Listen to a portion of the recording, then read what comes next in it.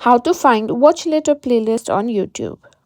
Today, I've got a quick guide for you on how to find your watch later playlist on YouTube. If you've ever saved a video to watch later but can't find where it went, don't worry, I've got you covered. So let's jump in and I'll show you exactly how to access it.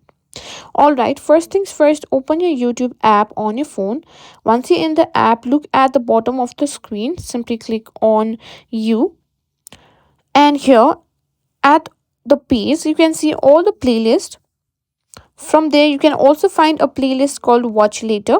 If you cannot find it, you can what do is simply click on any video that you want to add to watch later playlist. Simply do that and click on save to watch later.